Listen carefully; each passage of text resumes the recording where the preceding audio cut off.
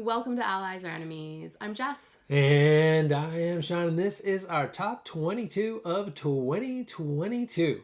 And we played a lot of games this year. We've got something like 1,500 plays logged in board game stats because we're nerds and we keep all of our stats. And a lot of those are 2022 games because it was a really good year for games this year.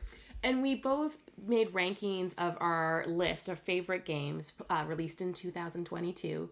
And then we compared it to each other. And the top half was fairly similar in which games were included, but the order was a little bit different. So we combined it and then played some games and then came to a compromise about an agreed upon list for both of us. It was a painstaking the whole thing. We have really been thinking about this. Arguments were had, drinks were thrown.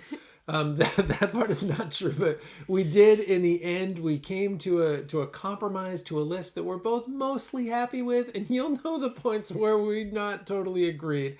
But you know what? Let's just jump right into it and let's kick it off with number 22.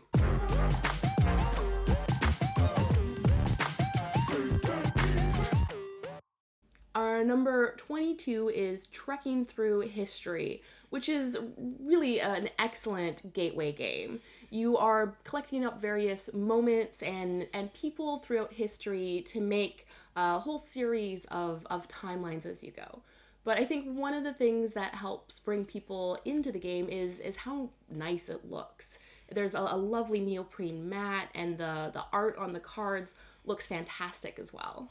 Yeah, it is. This is a like you say, it's such a good gateway game, but it's also interesting enough for like more seasoned players because of those decisions, because it's like, how much time am I spending and where will this fit in my timeline and how does it work in this?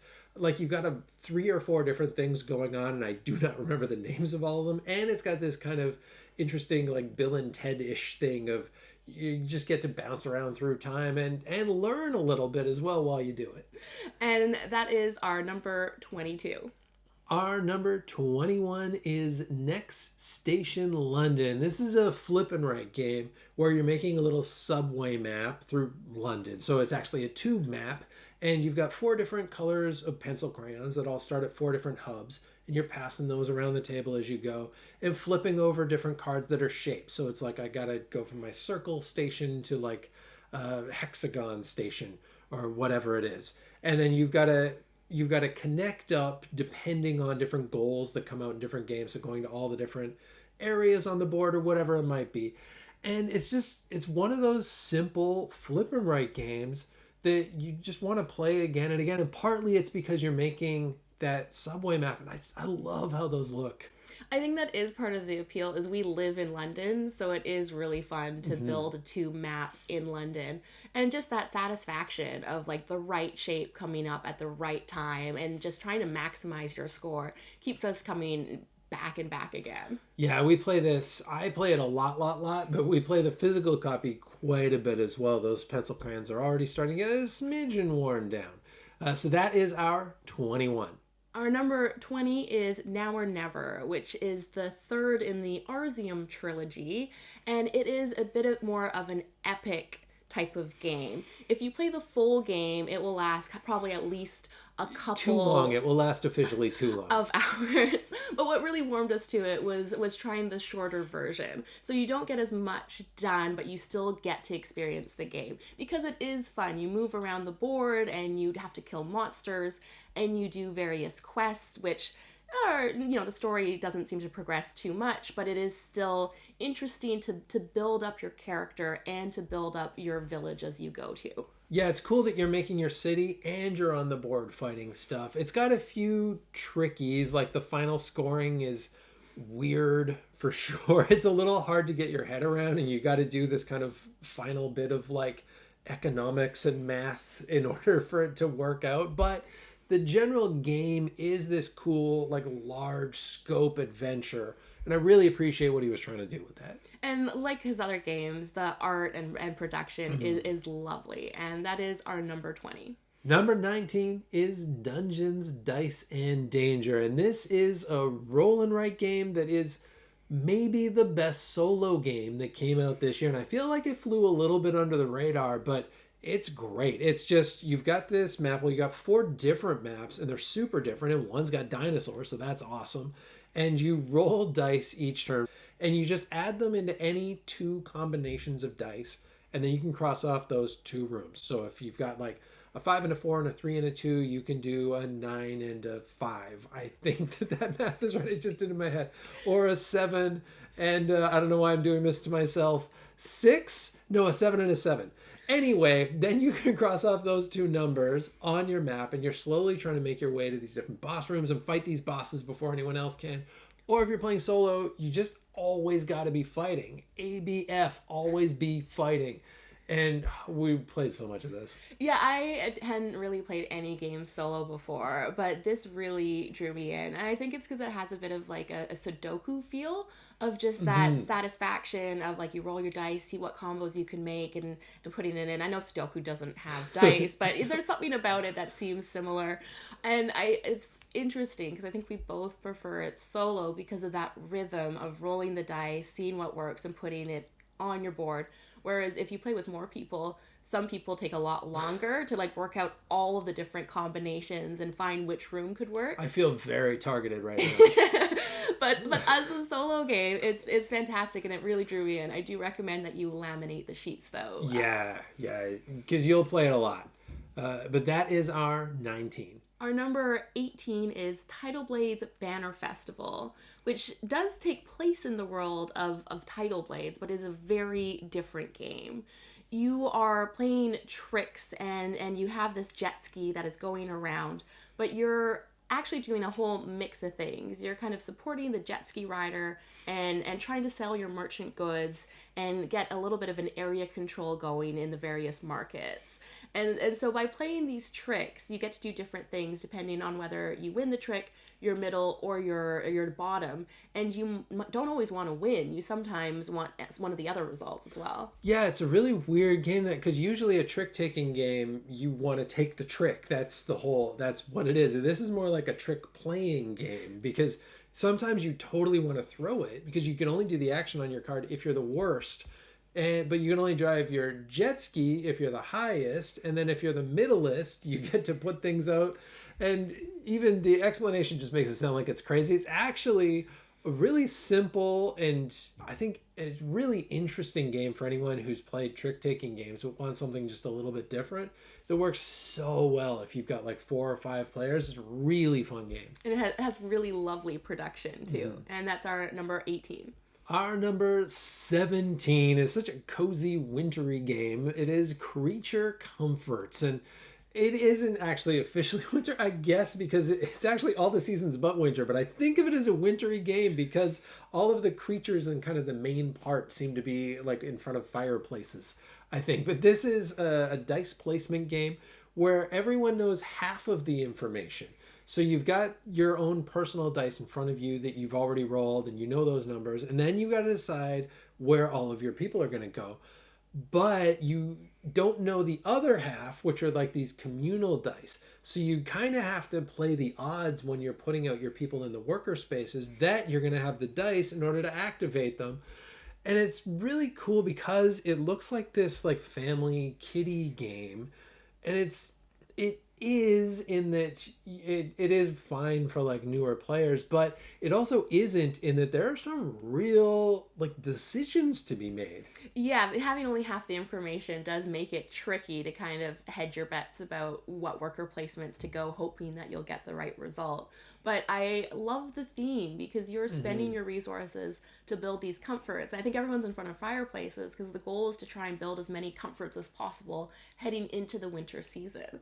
And so you get to do quilts and bookcases, and the art is really draws you in. It's just a delightful little game. It is. It's adorable. And that is our 17. Our number 16 is Starship Captains, which is heavily inspired by science fiction, including Star Trek in particular. The crew is made up of red, blue, and yellow workers, and the things that they can do are very similar to what they can do in Star Trek. So you use your crew primarily to complete missions, which you get to by flying your little spaceship around a board, but you can also send them to various rooms to be able to activate them and perform the actions on those rooms. And there's this really cool thing in it where you're actually in a ship. Like your own player board is this little ship. It's got this like kind of duty roster lineup thing, and so every time you use one of your ensigns, you slide them around this little like work track. I don't know what to call it, but at the end of each round you push them and you push them all around until there's only 3 left, and then that's your roster for the next round. Just that is so fun. Just pushing them around that thing that's the whole game for me. But the game in general is great too. Yeah, that is really satisfying and interesting for the decisions of who you use when. And that is our number 16. Our number 15 is Woodcraft, and this is a game that's all about making stuff out of wood. I feel like of all the games on this list, this is the one that would be the easiest to talk my dad into playing. And in Woodcraft, you've got these dice, and the dice represent your bits of wood, and you're using those to fill orders. And there's this really interesting rondel action system that's on like this bandsaw that kind of moves around. And there's these helpers, and there's a lot of stuff, but it's a really heavy, really interesting game with a pretty cool theme.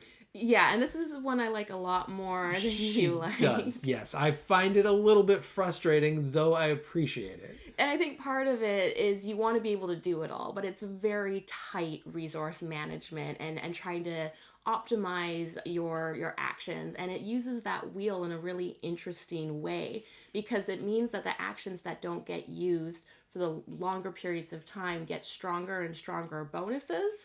So you always have to make the decision of performing the action you want to perform with no bonus, or maybe using a different action that has such a strong bonus because no one's wanted it for a while. And this is really one of those, you're not going to be able to do everything. You're not going to be able to do most things in this game, so you just got to be okay with that. But it is definitely an interesting system, and I'm sure we're going to play it a lot more. And that is our 15. Our number 14 is Kites.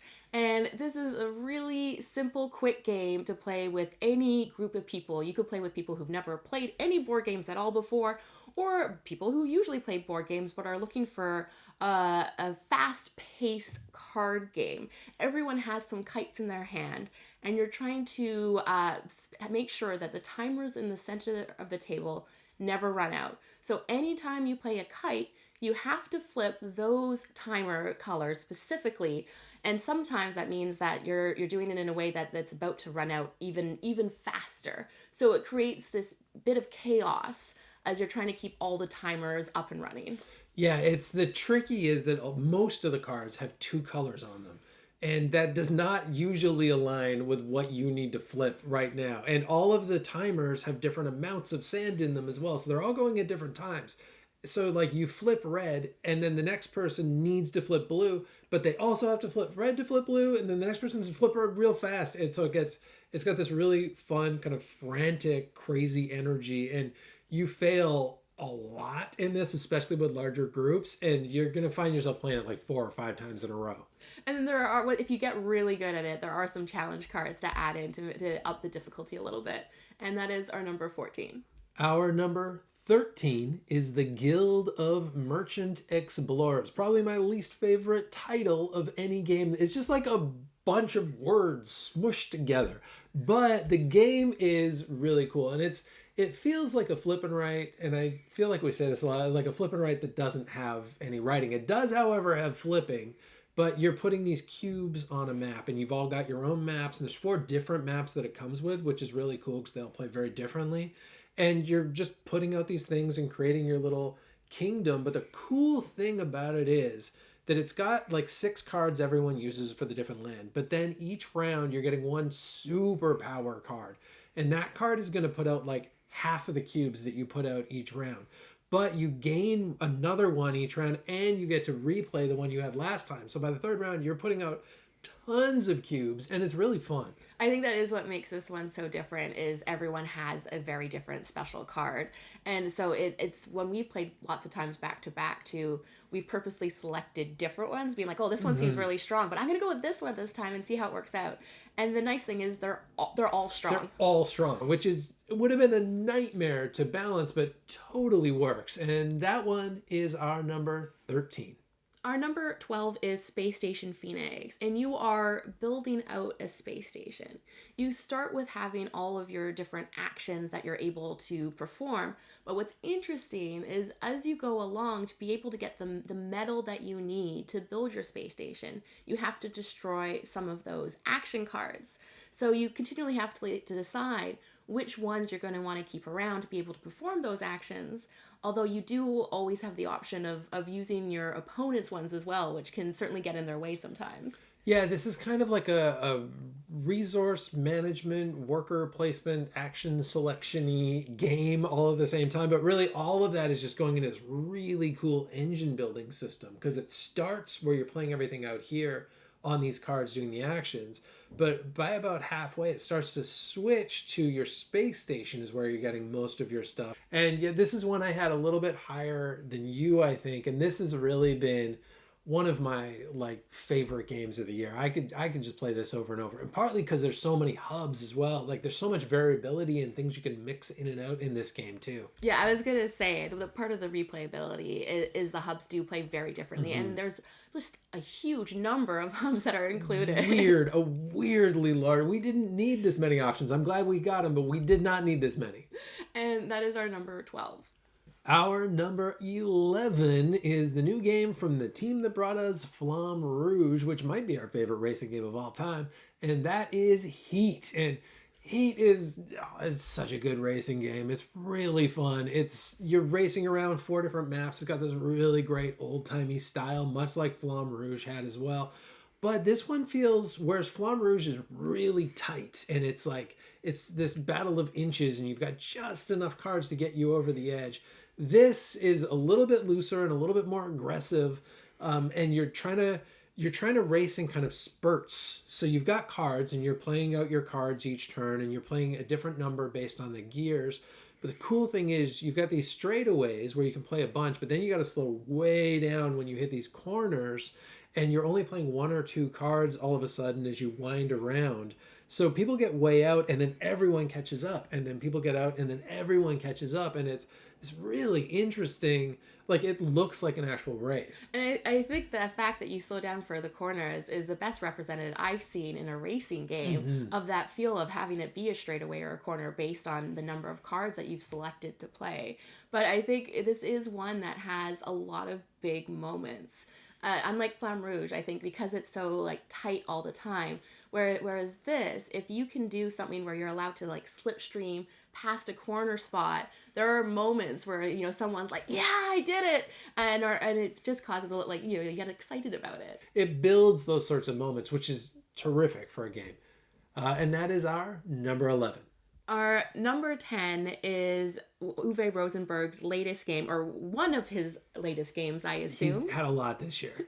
And it is Ottawa. And the premise of Ottawa is you are these farming communities who are trying to train families to be able to recognize how important bats are to the ecological system. And so your goal is to grow your community, including the wild beasts and the goats that can help feed your families, and to train up your families to be able to grow your bat populations that help grow your fruit and your trees that are needed. Yeah, it's really cool because it's based on this actual thing that happened in, I think, Ghana, where this mayor realized that the bats were pooping seeds and then the seeds were growing trees. And so tried to kind of talk the people into not getting freaked out by bats, as most of us are, and just let the bats hang out. I mean, I think that background, the story in the background makes the game so much cooler too. And one of the other neat things about it is there's a lot of the typical Uwe Rosenberg stuff that you're doing in terms of feeding your family and breeding your animals and that resource management. But it's a lot more straightforward, I'd say, than things like Agricola or Caverna, a lot more approachable. So for someone who hasn't played either of those ones, I'd say this is a good entry level to that type of game. It has a really nice chill pace to it, and that is our number 10. Our number 9 is one that I like a lot more. I had this way higher on my list, but I am starting to warm you up to it, I think, and that is Carnegie. And Carnegie, first of all, I think this is the most beautiful game that came out this year. And I know that you strongly disagree because it's got so much beige, but oh, I love that beige. It just looks so pretty. And it's got this great action selection thing where every time whoever it is chooses the action, whoever's turn it is, everyone gets to do that action, which I always like.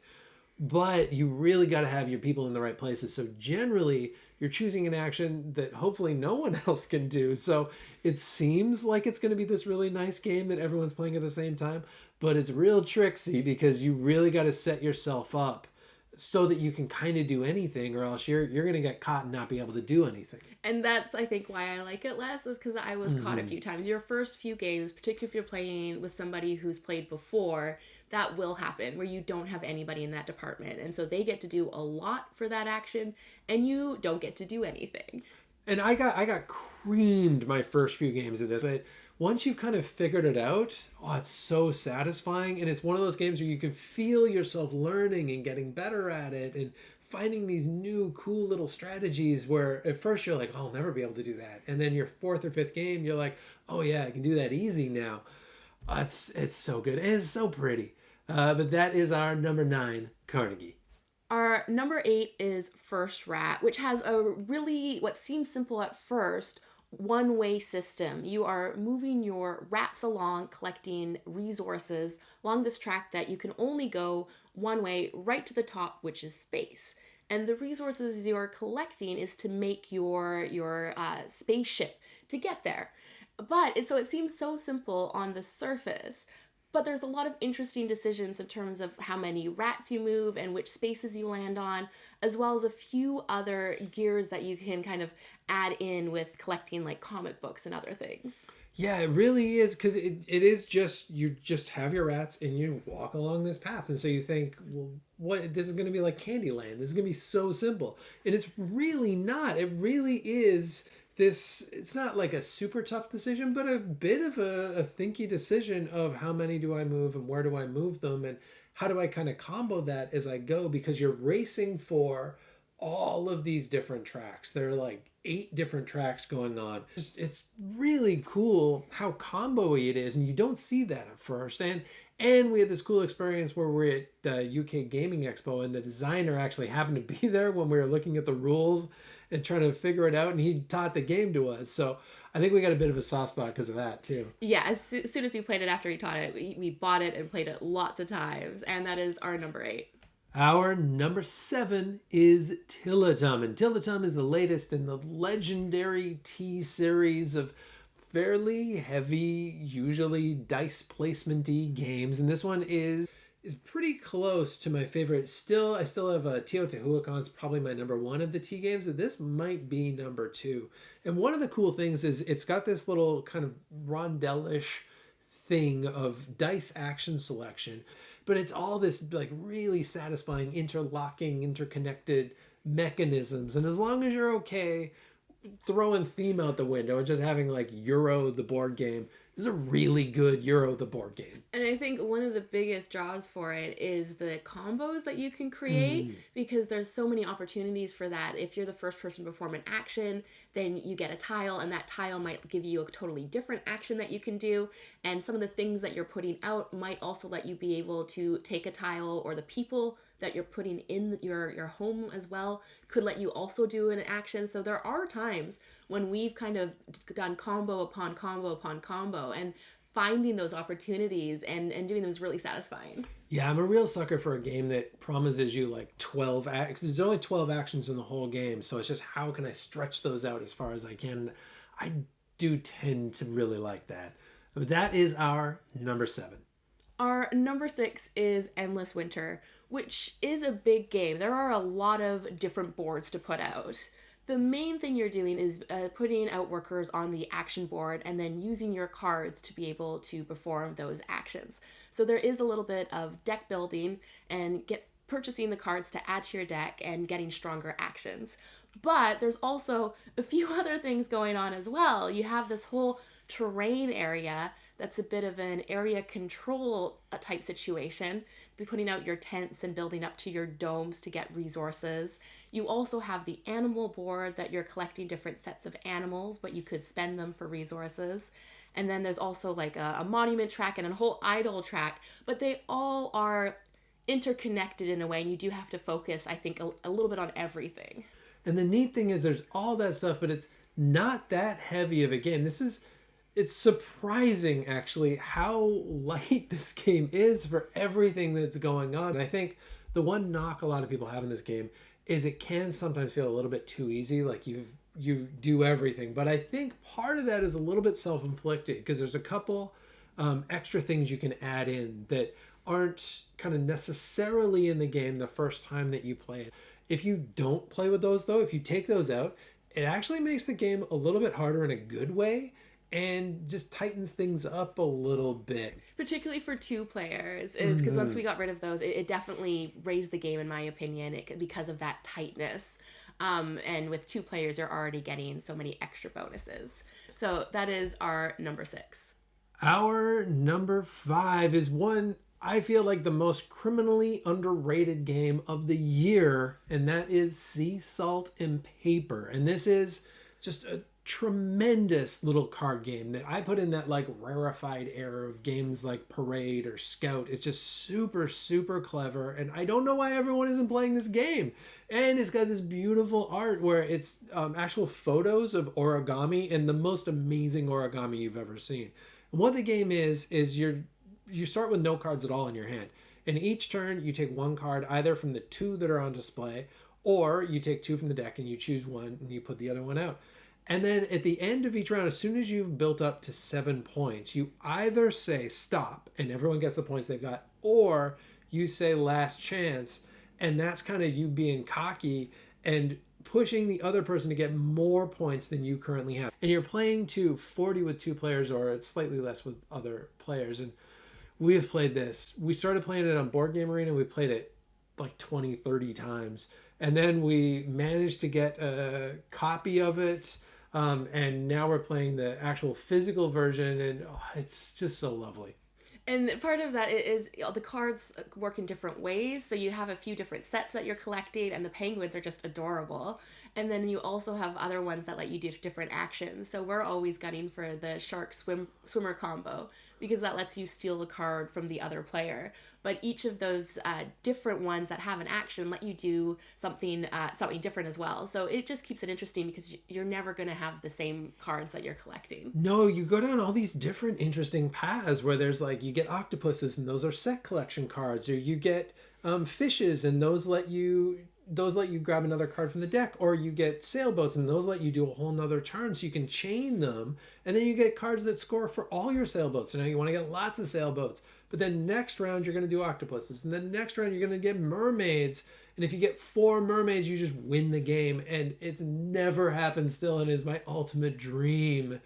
And we're so excited about this game, and it's gonna hit everywhere else, and it's gonna explode. And that is our number 5. Our number 4 is Flamecraft, and this is a game a lot of people have been talking about, but for good reason. It is an adorable game. I think the number 1 draw here is definitely the art and the fact that it's a town for dragons. We said before that we really wish that this existed as a TV show, because I would love to learn more about this dragon town that have all of these humans and dragons living peacefully and helping each other out. But on your turn, you are placing your dragon, and that lets you be able to collect resources from that shop and fire up one of the dragons to perform an action. As you're going, you're collecting more and more things, and then you can spend those things for enchantments to upgrade shops, which basically get you a whole bulk of your points. And it's super simple and so well laid out. It's got this like easily the best player aid of the year that just walks you through the 2 different things that you can do, which is great because it turns this game it's just a smidge under maybe medium weight, but makes it an entry-level game. And I think this has been a killer year for gateway games. And we've talked about, I think we've already said about 3 different ones. This is maybe the best gateway game of the year, but this is maybe the best gateway game of the year. And it looks so great and it captures your imagination. Yeah, we have a lot of fun of each time a shop comes up deciding like which is the best spot to place it based on what the front is, which is a nice touch. They didn't have to have their little courtyard area, but we love that they do. And that's our number 4. Our number 3 is Wonderland's War. And again, this is one where the theme and the art and everything around the game just captured me. Before I'd even played this game, I already liked this game. I liked it just from looking at the box and knowing what it was about. But once we played it, that theme helps a lot, but even without the theme, I think I would really like this game because it's got 2 separate parts. One part, which is the Mad Tea Party, where you're card drafting and you're building up cards, and each of those cards give you different things. It's kind of loading you up for the second phase. And the second phase is this really cool bag building, push your luck game that's kind of like a head-to-head Quacks of Quedlinburg. And it's got tons of variability as well. Each of the different Wonderlandian characters, or each of the different main characters work different. And then also there's these Wonderlandians you can hire to your team as well. And it's huge as well. Yeah, and that bag building and pushing your luck definitely leads to those moments of like really being able to, you draw that 5 at the perfect time that lets you win the battle, or you draw the 1 poison that you couldn't, and that means that you bust. But what is interesting is even if you aren't drawing really high ones, there is the other element of the quest. So you don't always need to win battles, which is great because, you know, sometimes those chips don't fall your way, but there is that other thing that you can gun for. We've got this number 3 overall on our list, and that is Wonderland's War. Number 2 is the latest game from Shem Phillips and S.J. McDonald, starting off a new trilogy, and this is Wayfarers of the South Tigris. And it's this really interesting tableau builder, but as you're purchasing your cards and building out your tableau, you're also journaling. And what that means is you have to have certain requirements within your tableau to be able to progress along the system. So it's a little bit like you're constantly having to achieve these mini goals as you go along, whilst also trying to maximize the combinations of the cards that you have. So for example, your space cards are always going to score based on the other cards that are around in your tableau. So you'll want to try and get the right mix from those cards with what your other cards score on. It's so difficult to explain this game because there's so much. There's so many things going on. There's 5 different places that you're getting cards from, and this other board where you're moving along this track, and there's meeples that are shared by everybody, and there's this other thing that connects to the dice that you roll, and the dice are your actions. And you look at it and you're like, oh my God, like that. But then once you get it, you feel so clever, and there are so many different options and so many moves you can take. And it's really one that I am excited to explore a lot more. And I really like the clear direction because of those journals. You have to have certain requirements to progress. So I really like that guidance. But we are certainly still exploring it and trying to maximize it. But it's fantastic, and it's our number 2. And our number 1 game of the year, and this was a unanimous choice and basically has been since the very first time that we played it, and that is Planet Unknown. And this just knocked our socks right off, right out of the box. First of all, it's got this fantastic Lazy Susan that's in the middle that is, I don't know why no one else has thought of this. This is genius because it's just this really cool way of having everyone play simultaneously, because every section of this Lazy Susan thing has 2 tiles in it. And so whoever is in control, points it at their little pointer that shows those are my tiles, and then everyone else has to take from the ones in front of them. So they only have 1 out of 2 that they can choose, and then you put that on your board. But while you do that, you're also moving up these tracks, and then these tracks do these different combos.